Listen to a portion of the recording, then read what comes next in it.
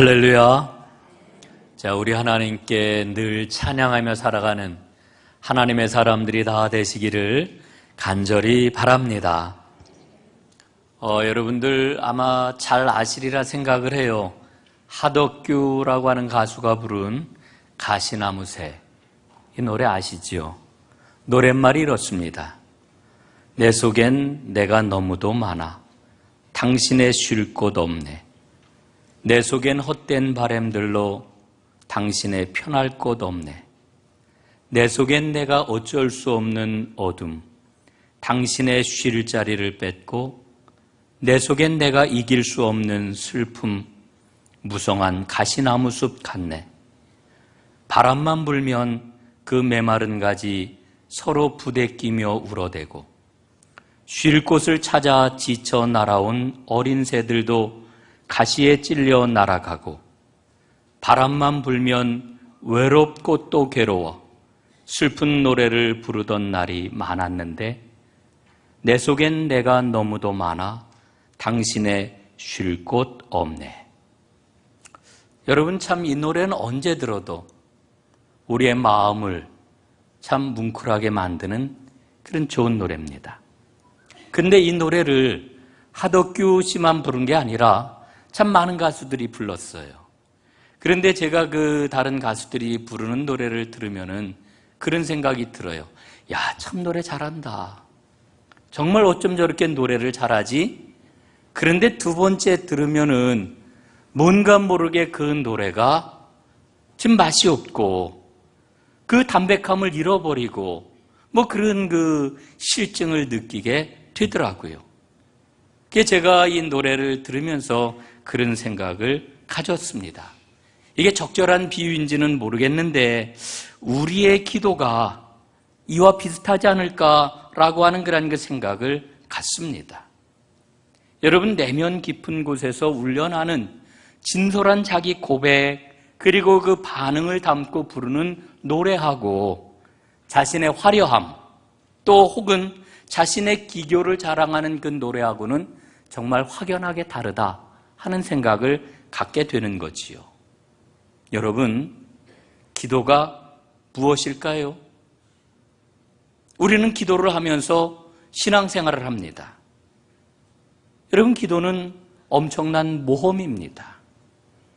시브리서 4장 12절에 보면은 이런 말씀을 우리에게 들려주지 않습니까?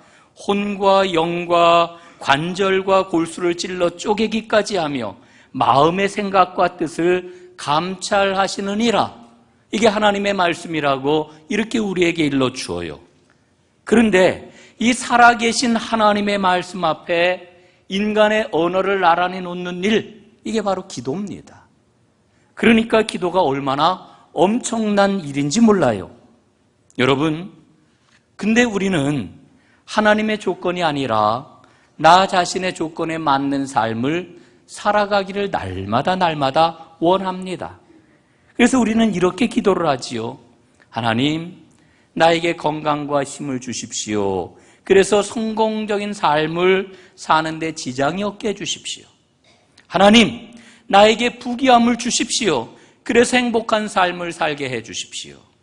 하나님, 나에게 우정어린 친구를 주십시오. 그래서 외롭지 않으면 좋겠습니다. 그런데 하나님께서는 우리에게 어떻게 응답을 하십니까? 하나님께서는 나에게 순종을 배우라고 나약함을 주십니다. 하나님께서는 나에게 더 큰 선을 행하라고 병고를 주십니다. 하나님은 나에게 진정한 지혜를 가지라고 가난을 주십니다. 하나님은 나에게 세계의 형제들을 사랑하라고 더 넓은 마음을 주십니다.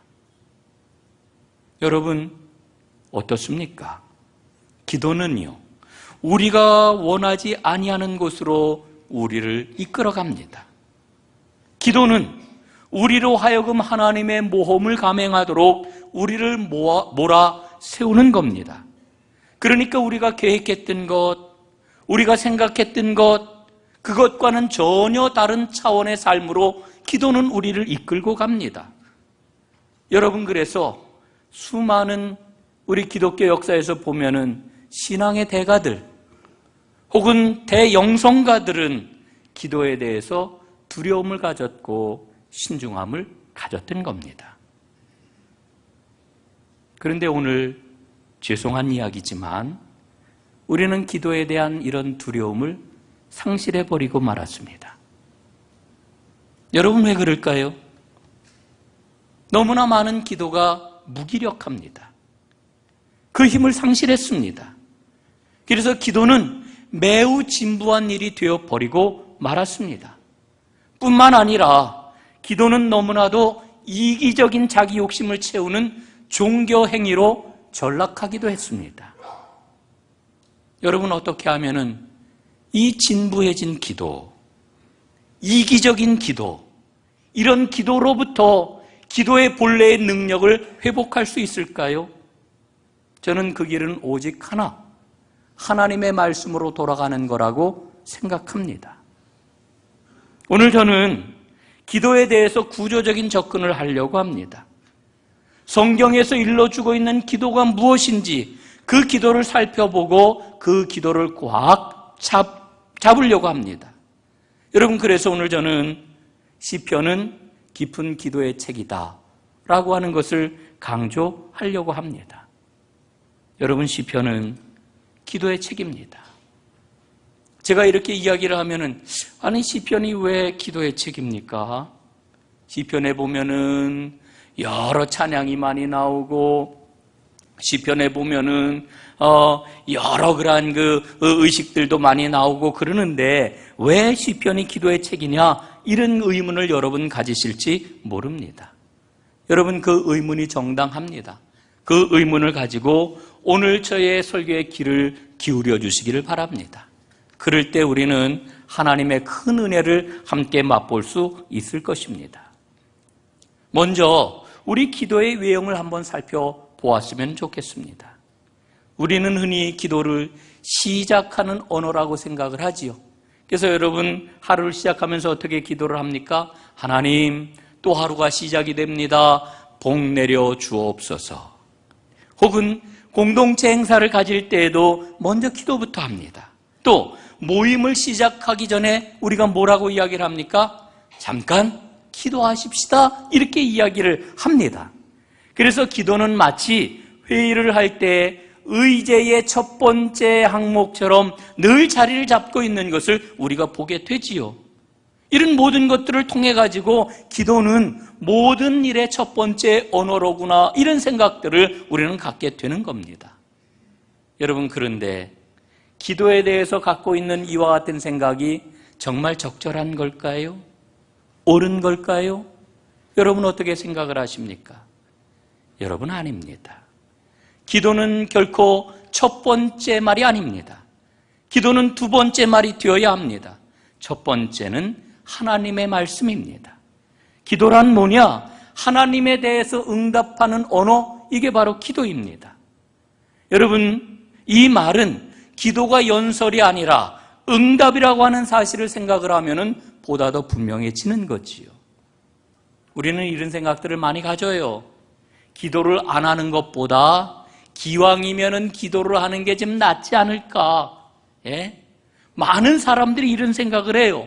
그래서 기도를 공백을 메운다거나 혹은 어떤 일을 시작하는데 가장 먼저 하는 가장 적절한 일이다. 뭐 이런 정도로 다 생각을 하는 거지요.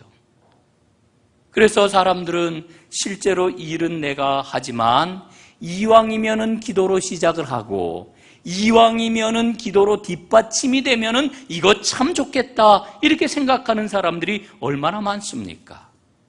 그러나 여러분 이런 생각은 참 위험합니다. 기도가 갖고 있는 가치를 손상시키는 그와 같은 생각입니다. 인간이 얼마나 이기적입니까? 이런 기도는요, 인간의 이기적인 욕심을 충족시키는 수단이 되는 것입니다. 이제 기도를 했으니, 기도 순서가 지나갔으니, 이제 내가 하나님에 대해서 할 일은 다 했다. 이제 내가 마음대로 해도 되겠구나. 여러분, 사람들이 이런 생각을 하기도 하는 겁니다. 오늘 이 자리에 계신 여러분 가운데서는 이런 분이 한 분도 안 계시기를 간절히 바랍니다. 여러분, 다시 한번 말씀을 드리지만은 기도는 반응의 언어입니다. 하나님의 말씀이 첫 번째 말이라고 하는 것을 우리는 절대로 놓쳐서는 아니 되는 거지요. 여러분, 언제나 그리고 어디서나 우리에게 다가오는 첫 번째 말은 하나님의 말씀입니다. 우리가 우리의 말을 먼저 그분에게 전달하는 게 아닙니다. 우리에게 주신 그분의 말씀이 먼저라고 하는 것을 놓치지 말자라고 하는 겁니다. 여러분, 성경의 제일 첫 번째 책은 창세기 아닙니까? 1장 1절에 보면 이렇게 기록이 되어 있지요. 태초에 하나님이 천지를 창조하시니라. 또 그 다음 말씀을 보니까요, 하나님이 이르시되 빛이 있으라 하시니 빛이 있었고, 이렇게 말씀을 합니다. 여러분, 그런데 이 3절에 나와 있는 하나님이 이르시되라고 하는 이 말씀을 우리는 지금 꽉 붙잡아야 됩니다. 여러분, 하나님께서는 엿새 동안 천지를 창조하셨습니다. 그 기간에 바이오메로 엘로힘이라고 하는 단어, 하나님이 이르시되, 하나님이 가라사대 라고 하는 이 말씀이 9번에 걸쳐서 반복이 되고 있는 것을 봅니다. 여러분, 하나님의 이 말에는 창조하고 시작하고 모양을 형성을 하고 생기게 하고 명령하고 축복을 했다라고 하는 의미가 담겨 있는 겁니다. 하나님의 말씀이 모든 생물, 모든 생명, 모든 만물을 생겨나게 한 창조의 방법이다. 이걸 우리에게 일러주고 있는 거지요. 여러분, 창조 역사에서만 그런 게 아닙니다. 하나님의 구원 역사에서도 말씀이 그와 같은 역할을 합니다. 여러분, 요한복음에 보면은요, 1장 1절에 이렇게 기록이 되어 있어요. 태초에 말씀이 계시니라. 그리고 14절에 보면은 말씀이 육신이 되어 우리 가운데 거하심에, 이렇게 말씀을 합니다. 여러분, 우리가 복음서를 읽어 내려가면은 예수님께서 말씀으로 구원을 이루시는 여러 장면들을 우리가 만나게 되지 않습니까? 예수님이 처음 제자들을 부르실 때 뭐라고 그러셔요? 예?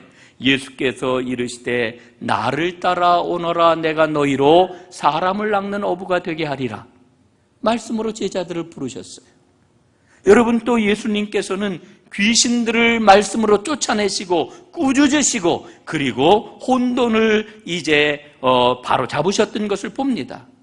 마가복음 5장에 보면은 예수께 이르러 그 귀신 들렸던 자, 곧 군대 귀신 집혔던 자가 옷을 입고 정신이 온전하여 앉은 것을 보고 두려워하더라. 말씀으로 주님께서 이 역사를 이루셨던 겁니다. 또 우리 예수님께서는 나병 환자는 물론이고 여러 환자들을 말씀으로 고쳐주셨습니다. 예수께서 불쌍히 여기사 이르시되 내가 원하노니 깨끗함을 받으라. 창조의 역사는 물론이고 구원의 역사를 이루는데 그 핵심이 뭐냐? 바로 말씀이었다라고 하는 것을 우리에게 일러주고 있는 거지요. 여러분, 우리는 우리가 갖고 있는 지식을 신뢰합니다. 우리는 우리가 갖고 있는 통찰력을 철저하게 붙잡고 살아갑니다. 또 인간은 자신의 의지와 욕망을 성취하면은 행복할 거라고 하는 믿음을 갖고 살아가지요. 여러분, 그러나 그 어떤 것도 하나님의 말씀보다 앞설 수가 없습니다. 이게 진리입니다. 내가 갖고 있는 지식, 내가 갖고 있는 통찰력, 내가 갖고 있는 의지, 내가 가지고 있는 욕망, 여러분, 이 모든 것들이 강하게 내 안에서 작동한다 할지라도 그게 결코 하나님의 말씀보다 앞서서는 안 된다라고 하는 거지요. 여러분, 그럼에도 불구하고 인간은 하나님의 말씀 앞에 잘 순종하지 않습니다. 이게 오늘 우리의 현실입니다. 여러분, 왜 그렇습니까? 하나님을 아는 것보다 자신에 대해서 더 많이 알기 때문에 그래요. 이게 답입니다. 여러분, 한번 보십시오. 하나님 잘 아십니까? 하나님 얼마만큼 아십니까? 여러분이 자신에 대해서 알고 있는 것보다 하나님을 더 잘 알고 계십니까? 여러분, 하나님 잘 몰라요. 예? 순종하는 것을 보면은요, 그 사람이 얼마만큼 하나님을 알고 있는지를 알 수가 있는 거예요. 여러분, 우리가 하나님께 순종하지 못하는 이유는 하나님을 잘 알지 못해서 순종하지 못하는 겁니다. 여러분 한번 생각해 보십시오. 하나님에 대한 의식이 나에게 강합니까? 아니면은 자신에 대한 자의식이 강합니까? 어떤 의식이 더 강해요? 하나님 의식이 강합니까? 자의식이 강합니까? 자의식이 강하지요. 그래서 우리가 기도를 하기는 하는데 우리 자신의 욕심을 중심으로 기도하는 거예요. 이게 오늘 우리 기도의 모습입니다. 여러분, 진정한 기도의 사람이 되기를 원하십니까? 우리의 모든 말보다 하나님의 말씀이 무조건 앞선다라고 하는 이 사실을 잊지 마시기를 간절히 바랍니다. 1996년 한창 부흥하던 교회가 있었습니다. 그리고 크게 영향력을 발휘하던 그 교회 목사님이 계셨습니다. 여러분들도 잘 아시는 홍정길 목사님입니다. 남서울교회를 그때 22년째 담임을 하고 있었지요. 근데 이때 그 홍정길 목사님이 장애인을 위한 미랄학교를 세우기 위해서 정말 동분서주를 했습니다. 이제 미랄학교를 본격적으로 건축해야 되는데 그 일을 앞두고 목사님이 하나님께 기도를 하고 있었습니다. 하나님이 자꾸만 음성을 들려주시는 거예요. 내가 갖고 있는 그 아름다운 꿈을 이루기 위해 너는 뭐를 지불할 거냐? 어떤 대가를 지불할 거냐? 하나님의 음성이 자꾸 마음속에 들려요. 그래서 기도하다가 그 목사님이 하나님께 이렇게 아뢰었습니다. 하나님, 제 1년 연봉을 바치겠습니다. 그런데 마음에 다시 하나님의 음성이 들리는 것 같았습니다. 그것 갖고 되겠냐? 하나님이 야속하게도 그것 갖고 되겠냐? 근데 아무리 돌아봐도 이 목사님이 갖고 있는 재산이라고는 아무것도 없거든요. 저 재산도 없는데요. 그런 생각을 하고 기도를 하는데 불현듯 퇴직금 생각이 나더랍니다. 그래서 하나님 앞에 또 아뢰었습니다. 하나님, 그럼 퇴직금도 바치겠습니다. 그런데 마음의 평안함이 없는 거예요.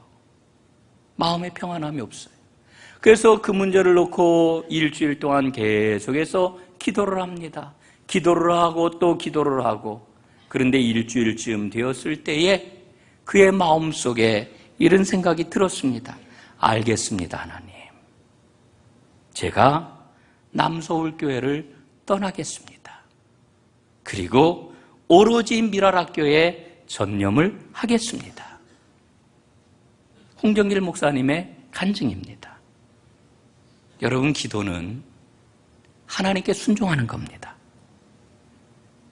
하나님의 말씀 앞에 제대로 반응하는 겁니다. 이게 기도입니다. 여러분, 그러므로 우리는 기도의 언어를 배워야 합니다.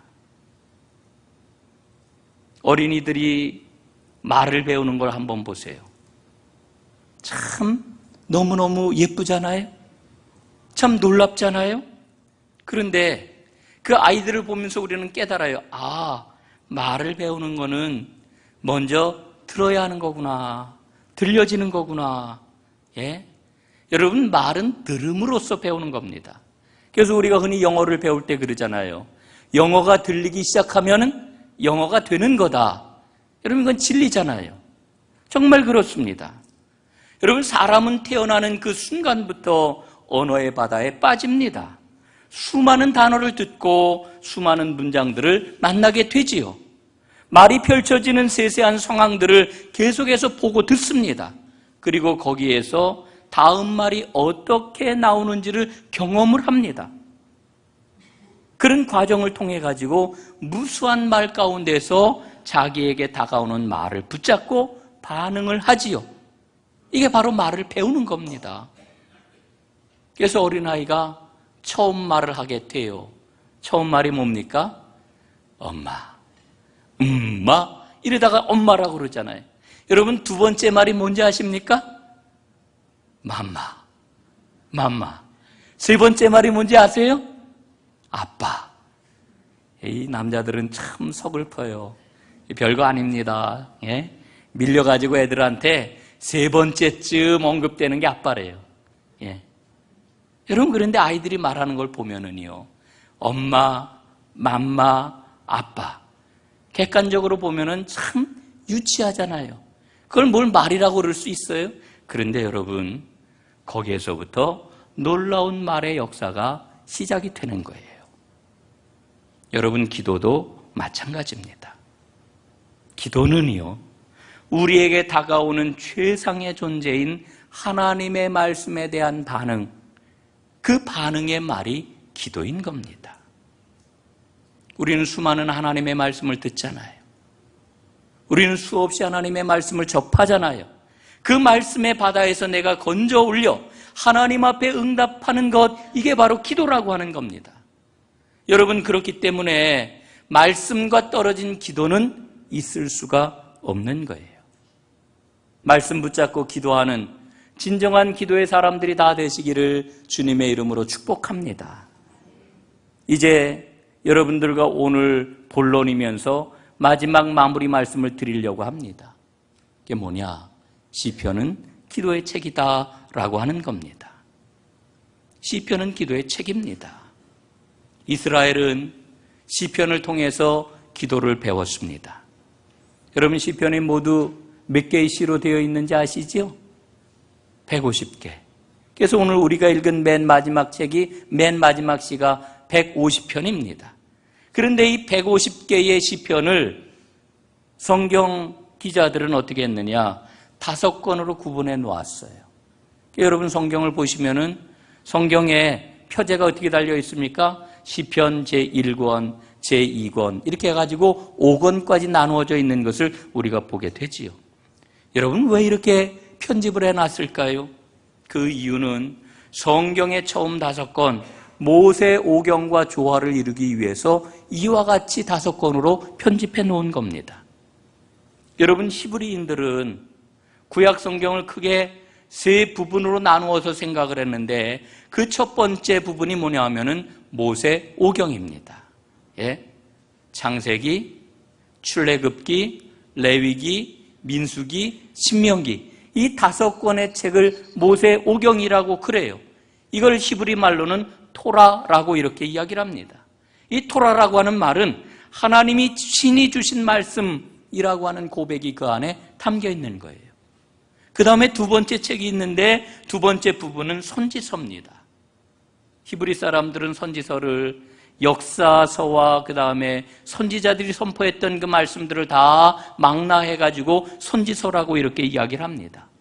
이 선지서의 의미는 뭐냐 하면은 역사 속에서 선지자들을 통해 가지고 토라가, 이 모세 오경이 어떻게 구체적으로 적용되었는지를 일러주시는 말씀이라고 하는 의미가 이 안에 담겨 있는 겁니다. 이게 바로 선지서예요. 세 번째 구약 성경의 부분이 있는데 시가서라고 이렇게 이야기를 합니다. 케투빔이라고 이렇게 이야기를 하는데 여기에는 시편은 물론이고 욥기라든지 잠언이라든지 이 지혜서까지 다 들어있지요. 그런데 이 시가서 세 번째 부분의 이 책이 갖고 있는 특징이 있습니다. 그 특징이 뭐냐 하면은 말씀에 대한 인간의 반응이 담겨 있는 책이라고 하는 뜻이에요.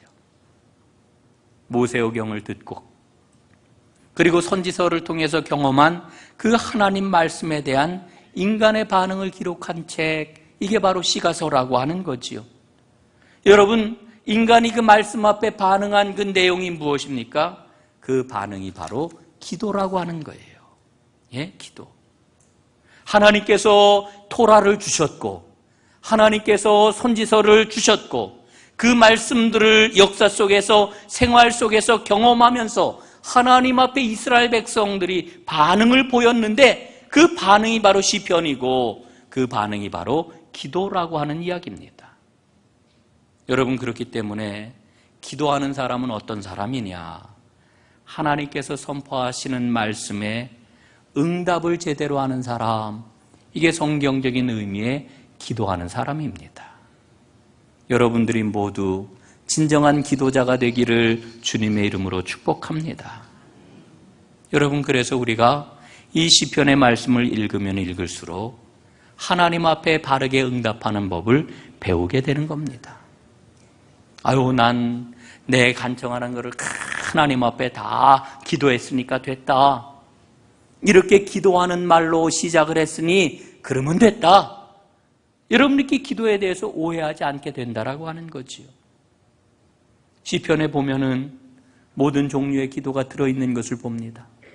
탄원하는 기도가 들어있고요, 간구하는 기도가 들어있고요, 신뢰의 기도가 들어있고요, 찬양하는 기도가 들어있고요, 감사하는 기도가 들어있고요, 예배하는 자가 하나님께 올려야 하는 기도가 들어있습니다. 여러분, 오늘 우리가 읽고 있는 본문은 시편의 장엄한 결론입니다. 결론이에요. 여러분, 시편 146편부터 오늘 우리가 읽고 있는 이 150편까지 마지막 5편의 시를 보면은요, 146, 147, 148, 149, 150, 이 시편 마지막 5편을 보면은 특징이 있어요. 여러분, 그 특징이 뭡니까? 할렐루야로 시작해서 할렐루야로 끝나요. 그래서 이 5개의 시편을 가리켜 할렐루야 시편이라고 이렇게 이름을 붙였어요. 여러분, 왜 이 5편의 시에 할렐루야로 시작해서 할렐루야로 끝나는 이와 같은 시편이 마지막에 이렇게 편집이 되어 있을까? 여러분, 그 이유는 모세 오경인 이 5권의 토라와 대응하기 위해서 그런 겁니다. 여러분, 다시 말씀을 드리면은 하나님의 말씀인 토라를 받은 백성들이 하나님 앞에 반응해야 하는 가장 아름다운 모습은 할렐루야밖에 없다라고 하는 것을 일러주는 거예요. 하나님의 말씀을 받은 사람들이 하나님 앞에 제대로 응답하는 게 뭐냐? 그것은 바로 할렐루야다. 이렇게 우리에게 말씀해 주고 있는 거지요. 사랑하는 여러분, 하나님 앞에 진정한 기도의 사람으로 서기를 원하십니까? 그렇다면 시편을 읽으시기를 바랍니다. 그리고 이 시편을 통해 가지고 하나님의 말씀에 어떻게 반응해야 되는지를 잘 배우시기를 바랍니다. 여러분, 우리는 기도에 대해서 어떻게 생각합니까? 기도는 하나님에 대한 나의 요구다. 기도는 간청이다. 이렇게 생각을 하지요. 여러분, 맞습니다. 기도는 나의 요구를 하나님 앞에 알려드리는 겁니다. 올려드리는 겁니다. 우리가 처해 있는 상황을 하나님 앞에 간청하며 하나님의 도움을 구하는 것입니다. 그러나 여러분, 그런 기도는 기도의 지극히 일부분입니다. 우리는 시편을 통해 가지고 더 깊은 기도, 하나님이 기뻐하시는 기도, 진정한 기도가 무엇인지를 배우게 됩니다. 여러분 보십시오. 시편은 예수님의 기도서였습니다. 시편은 지금까지 교회의 기도서였습니다. 시편은 하나님 앞에 예배하는 자들이 마땅히 드려야 할 기도가 무엇인지를 알려주는 기도의 교과서였습니다. 오늘 이 시간 이제 이 시편은 우리의 기도서가 되어야 합니다. 여러분, 시편을 기도서로 삼고 진정으로 기도를 배우는 하나님의 사람들이 될 수 있기를 간절히 바랍니다. 4세기의 유명한 교부 아타나시우스는 이렇게 이야기했습니다. 대부분의 성경은 우리에게 말을 하지만 시편은 우리에 대해서 말을 한다. 우리를 위해서 말을 한다. 시편은 우리를 위해서 말을 한다. 이렇게 이야기해주고 있습니다. 사랑하는 여러분, 시편을 통해서 여러분의 기도가 더 깊어지기를 바랍니다. 여러분의 기도가 더 풍성해지기를 바랍니다. 여러분의 기도가 하나님 앞에 자신을 온전하게 세우는 복된 기도가 될 수 있기를 주님의 이름으로 축복합니다. 기도하겠습니다.